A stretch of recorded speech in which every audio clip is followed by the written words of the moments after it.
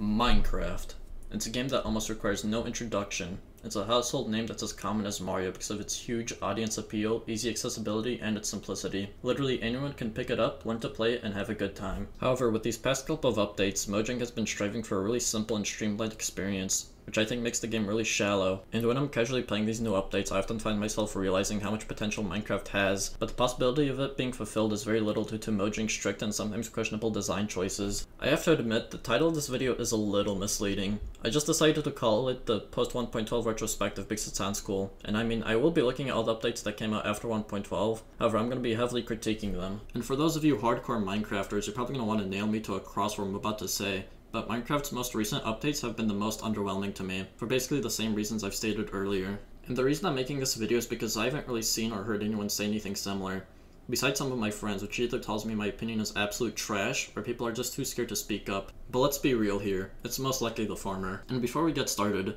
I'd also just like to get this out of the way. As a concept, Minecraft is fucking brilliant. The combination of creativity and survival gameplay obviously works extremely well, because it spawned millions of rip-offs, whether it's blatant and incompetent or subtle with a competent team working to change things up with the formula. And occasionally I do enjoy grabbing a few of my broskies and just chilling the server together. So yeah, I just wanted to say that so you won't think I'm blindly hating on the game. Anyways, let's get on with the fucking show.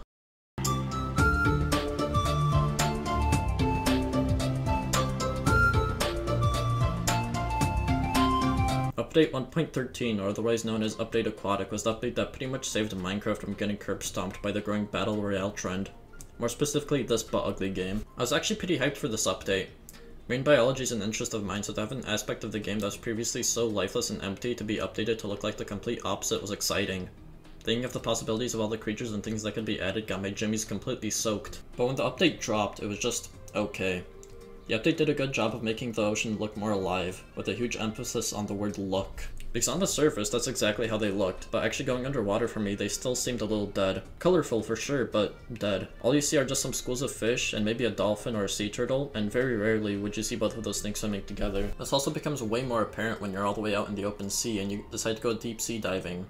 It's still just so empty, and I mean, that is kind of what the ocean is in real life, but it just seems like Mojang was so preoccupied with coral reefs that they just forgot about everything else. Like, they could have added some of those weird-looking motherfuckers like an anglerfish just to make the abyss seem more alive. And while that suggestion sounds like it'd be purely just for aesthetics, I was thinking that they would behave more like an in-game pufferfish, in the sense that they could be used as a potion ingredient to make a potion of glowing or some shit. And I'll also go one step further and suggest that they could add whale fall, or at least something similar that could be a deep-sea variant to coral reefs. Would be the home of a handful of different deep-sea creatures. By the way, if you don't know what whale fall is, it's when a whale dies, decomposes, and its bones drop all the way down to the ocean floor, where it then becomes the habitat for multiple creatures. Yeah, I watch Deep-Sea Oddities. How the fuck did you know? Also, you might have noticed that this update lacks predators, specifically the ones that are of the marine variety. And while that wouldn't have been the case if people voted for Mob A during the mob vote of 2017, that just didn't happen and we got this godforsaken thing instead. I'll talk more about it later, but what I'm mainly trying to get at here is sharks. Where the fuck are they? Apparently Mojang didn't add sharks because they're endangered, and they don't want to reinforce the idea that sharks are ravenous creatures that will tear you to shreds the moment you go near them. We can't add the shark. There's two reasons why we can't add the shark. Number one, because a lot of shark are endangered, and part of the reason they're endangered is because they're misunderstood. Number two is that we don't want to encourage people to A, go up to sharks, or B, ride, or try, not necessarily ride sharks, but try to get close to sharks, or C, kill sharks in real life. Yeah, and I don't think a kid is going to go to a local aquarium armed to the teeth ready to kill a shark because one ruined his or her Minecraft playthrough. Although, I'll pretend for a second that Mojang is actually right about this. Can't you guys just add another shark-like mob, whether it's real or fantasy? I'm thinking maybe a barracuda? It won't be a mob that goes out and attacks you on sight, but it becomes aggressive when you take something out of a chest from a shipwreck or an underwater ruin. They'd almost be like underwater loot guardians, because in real life barracudas are known for being attracted to shiny objects, and while this is more of a predatory instinct since they think the shine of a diver's jewelry is the shine of a fish's scale, and not because they're greedy or whatever. I do honestly think that this idea is more entertaining and interesting than what is basically their shark replacement, which is the drowned. Words cannot describe how much I hate this thing. In terms of gameplay, these things are frustrating to deal with, even more so if they're equipped with tridents and they're just constantly chucking them at you. But it's not even that, it's the fact that this isn't even Mojang's first rodeo in adding a zombie variant. In fact, it's their 7th. And because of that, the drowned are just so visually unappealing and boring. Mind you, this is the same company that came up with the Wither, and it seems like having to come up with an underwater hostile mob that isn't a shark completely stumps them, to the point where they throw in the towel and just say, here's another zombie, enjoy. And another thing is that this would have been solved if they never stuck by that stupid rule with the mob vote. The mobs that lose are scrapped and gone forever. Really? So they've come up with 4 mobs with full concept art and functions, one of which is absolutely perfect for this update, and all goes down the drain because of a stupid flying rug that screams at you if you decide to pull one too many all-nighters. Fucking one? I just don't get it. What's the point of punishing the player if they just don't want to sleep a few nights?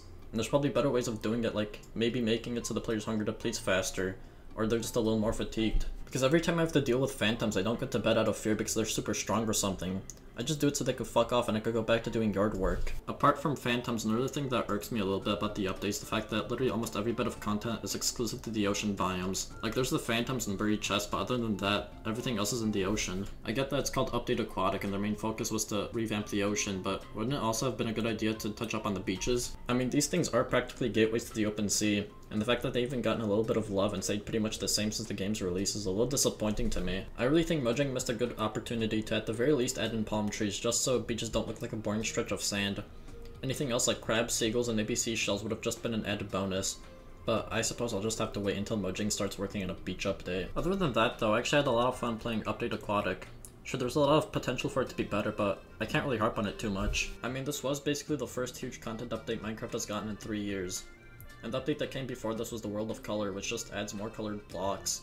Go back a few more updates and you've got the Frostburn update, which just celebrated the addition of polar bears. Completely unrelated to that though, I did also go out of my way to change my skin to Kevin Costner so I could roleplay as the Mariner from the hit 90s movie that I'm sure everyone remembers, Waterworld. And I also found a good island state just so I could be surrounded by the ocean and get a good feel for this update. Honestly, it was pretty refreshing playing Minecraft like this. It gave me a better incentive to do actual survival things like building a huge wall so I don't have to deal with the drowned, or getting animals so I don't have to travel for miles just so I could kill a few cows. However, it was a little too easy. I don't know if it was just the seed or if the shipwreck spawns are jacked, but I've only had to go on a mining trip once. This footage you're seeing right now is of my first and only mining trip that I've had to go on this world. Everything else that I got was all from shipwrecks or buried treasures. Even the diamonds, which as you probably know are one of the rarest minerals to get, I've mined up none of them. I just got all of them from the chest I found. This is also something that becomes an even bigger issue in the next update, which is...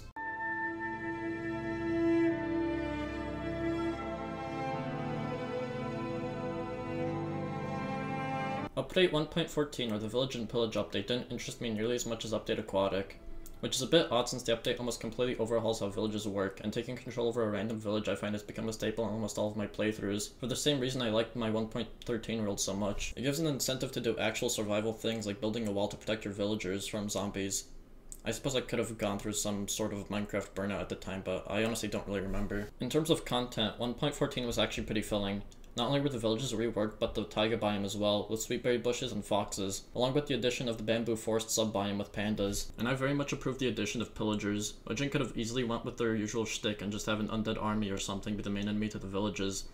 But I'm glad that's not the case, and I hope this whole raid thing gets expanded, like there'll be more unique mobs that attack villages that aren't just pillagers. Kind of like what Terraria has with the Goblin armies and the Frost Legion. And the more obvious change being the updated textures. I've heard mixed opinions, and honestly I'm pretty neutral about it as well. I'm not really a huge fan of the new glass texture. I prefer the scratchy look of the old ones, but I do really like the new texture for the swords. The really chunky look of the old ones always ticked me off a bit, and I just turned on the faithful texture pack so I wouldn't have to look at them. However, with that out of the way, I do want to get into my biggest issue with 1.14. You see, I think 1.14 is the update where Mojang fully decided that Minecraft isn't going to focus so much on survival, and instead it's going to switch over to more of a loot-based progression type game like Terraria, where you're not really surviving against the elements, but instead you're working on dominating over them. Some of this was also sprinkled into previous updates like Update Aquatic with shipwrecks and the Exploration update with the very hard to find woodland mansions. And don't get me wrong, I'm not against this change. In fact, I think it could work very well with Minecraft, but the thing is, 1.14 didn't really do anything to support this gameplay change. It actually made it worse with villager trades. Just like the world I had for 1.13, I also looked up a village seed, and after just a couple of minutes of me bumbling around, I stumbled upon a villager that was offering me an iron sword with fire aspect on it for a measly 12 emeralds. Something that prior to this update would have taken someone a good few hours to obtain. I had the chance of getting it almost right after spawning into the world for the first time. And well, after raiding the village's food supply for the winter and mining some coal in my backyard, I had the sword handed to me on a silver platter, along with a good slap on the ass for doing something that's so basic, something that's almost your first priority after spawning into a world. And I was rewarded a god-slaying sword for it. Alright, I'm sorry for bringing up Terraria so much, but they do this shit way better. When it comes to merchants selling you something that ranges from being better than your average weapon to being pretty damn good, it's usually going to cost you an arm and a leg. and the only efficient way to get coins in Terraria, especially in the early game, is by either mowing down a horde of enemies or by fighting a boss. Compared to Minecraft, this is way more challenging, and being rewarded feels way more satisfying, since you've done something that requires more than half a brain to do, and you're also slowly building up your character to fight whatever boss is next. While in Minecraft, you're doing simple errands that build you up to fight a final boss that isn't very hard and gives you basically jack shit for defeating it. And if you really want to waste your time, you could go ahead and fight the Wither so you can make a cute little beacon that requires way too many resources for it to actually work. So, my suggestion to Mojang is add more bosses, make them harder, make them more rewarding, and for the love of god, add at least a few more armor and weapon tiers. Because in this update, you've only got leather, stone, chainmail, iron, gold, and diamond. And you might as well forget about chainmail and gold because I don't think very many people actually care about these. That leaves you with 4 progression tiers that aren't very hard to go through, especially with the villager trades. And before you go, oh well, villagers are kinda randomly generated, you know? You might have just gotten like really lucky, man. Even though that may be true and you normally have to go through the new trade leveling system that the villagers have, the thing is it still isn't super hard to work around this. As long as you have a villager that wants something that you could get an abundance of in a short amount of time, you can just exploit the fuck out of him and pretty much just get anything you want from the other villagers, allowing you to reach a god tier status in the game without even really trying. The Village and Pillage update is one of the updates I'd consider as being the update that sounds good on paper but was horribly done in execution. Mojang should have really reconsidered how trading works.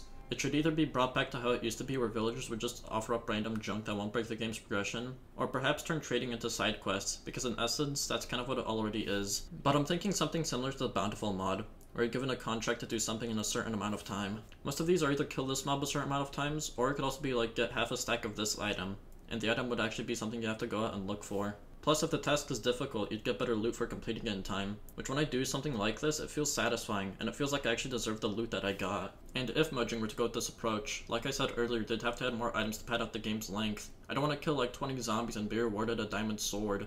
Give me like copper armor, silver armor, maybe even a bauble that lets me double jump or some shit. And I know there's mods for all of this, and they're all really fun, but the fact that I have to heavily rely on them to fill up the parts of Minecraft that feel empty to me, I honestly think it's a little disappointing on Mojang's part.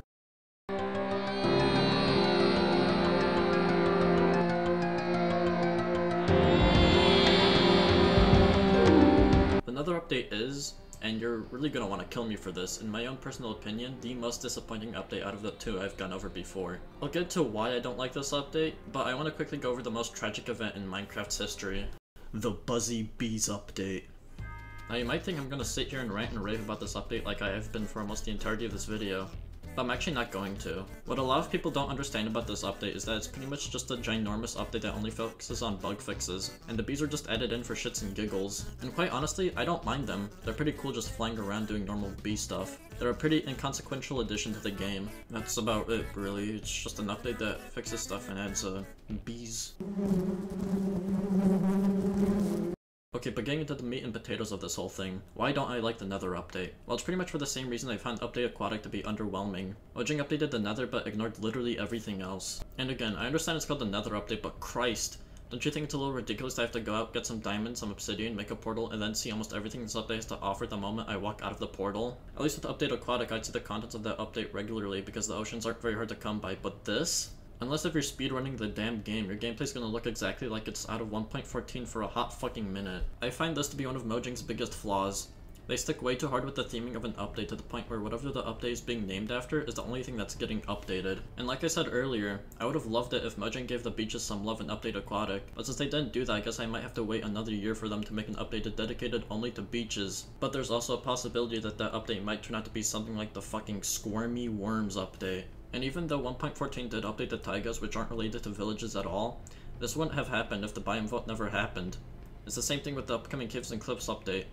If it weren't for the biome vote of yesteryear, then the Caves and Cliffs would literally just be the Caves update. The only time Mojang ever simultaneously updates multiple aspects of the game is when the community completely demands it. But other than that, they shit these updates out slower than a man who's eaten nothing but cheeseburgers for 10 years of his life. The actual content of this update isn't particularly jaw-dropping either. I remember when they were showing off the original 3 biomes, I was super stoked for them, especially the Soul Sand Valley. This place looked like it was going to be the most metal biome in Minecraft. I thought it was going to be the Bone Zone, the home to multiple bone enemies that aren't just your typical bow wielders. But perhaps I was being overly imaginative, because the Soul Sand Valley wasn't any of that. Instead it was just an oversized skeleton spawner with a little more gas flooding around than usual. And the poster boy of this update, the piglins, I think are just unnecessary. Did anyone ask for this? Did anyone really want this? What was wrong with the zombie pigmen? Could have you just added a normal pigmen variant to these guys instead of replacing them entirely with a mob that looks almost identical, and that you also made a zombie variant for? Dude, you should be fucking thankful that they at least put in effort. I mean, I guess, but this is too much effort for something that didn't need much of it in the first place. And speaking of effort, Mojang clearly put a lot of it in when they're designing the piglin brutes. Nothing about these guys scream brute to me, they're just normal piglins with their fucking pants pulled up to their tits. Like, come the fuck on, man.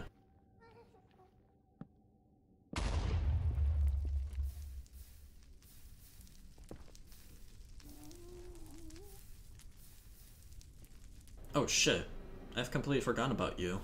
Look, this is a legitimate question, but is it really worth getting netherite gear? I know not too long ago I was whinging about how much Minecraft needs a new progression tier, but I honestly don't see the point of netherite. Sure, it's more powerful than diamond and it's fireproof, but why make it when by the time you're ready to get it, you've most likely already defeated the Ender Dragon? And after that, there's really nothing else that can kill you in full diamond armor, especially if it's enchanted. Without there being a harder boss to go up against, netherite armor just seems a little overkill to me. However, just to make myself not sound like a complete asshole, there are certain small things about the nether update that I enjoyed, like Mojang making the nether a livable place. While I've seen some people being against this because it shouldn't be possible to live in hell, and at first I did find it to be a little strange, I warmed up to it pretty quickly. It's a new and pretty challenging way to play through Minecraft with a lot of new mobs. As ridiculous as some are actually pretty beefy like the hoglins, which are your only reliable source of food and they hit like a truck. They also did a good job with the nether alternatives to overworld resources. Iron and diamond still don't naturally spawn here though, so if you want those you'll have to visit the bastions, the nether fortresses, or rely on bartering with the piglins in hopes of them giving you something valuable. Along with that, the biomes, which even though aren't super spectacular in terms of content, they are visually very pleasing to look at, especially the basalt deltas. And I have heard some people criticize this update for making Minecraft's hell too cartoony, and while I do think a nether that would look like it's straight out of a Beksinski painting would be fucking awesome, at the end of the day though, you have to understand that Minecraft is mainly targeted towards kids, and what we got was probably the best Mojang could do without making their main demographic shit themselves.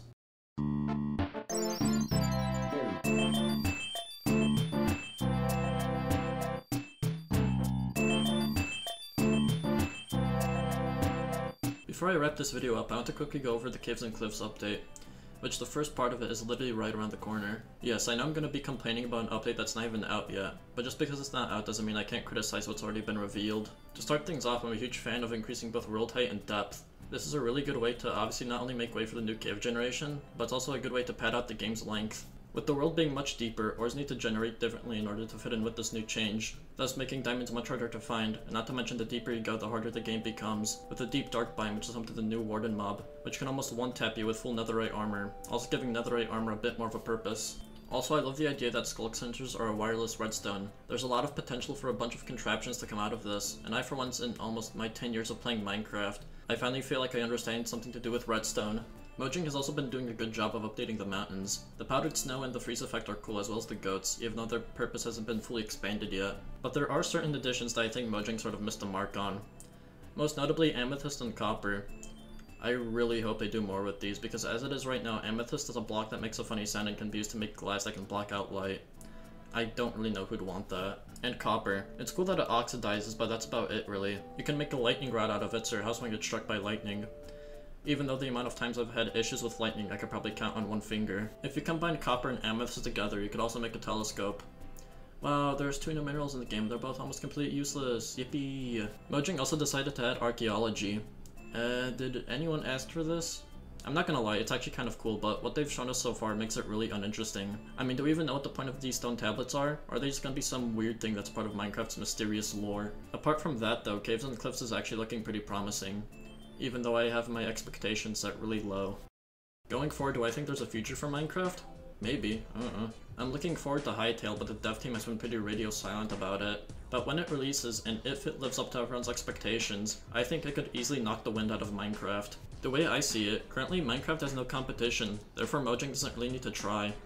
Sure, the updates might seem huge when they're showing it off or you're playing it for the first time, but to me a lot of the huge features of an update are all just eye candy, to keep you distracted from realizing how shallow some of these updates are. Sure, Caves and Cliffs completely changes how the world generates, but for an update with the word caves in it, you might expect more minerals. But we only got 2 of them, both of which having almost no use other than just being more blocks that you can use to creatively express yourself. Remember what I brought up about the coral reefs earlier? How looking at them from above can create the illusion that they're sprawling with all sorts of life, but upon closer inspection they're just about as dead as the oceans prior to update Aquatic. It's all just Mojang doing the bare minimum to keep their fans pleased. You want caves to be drastically changed? Sure, we could do that, but who said anything about adding more ores? It should be a no-brainer to add more ores, but for Mojang, they won't budge unless there's really a demand for it.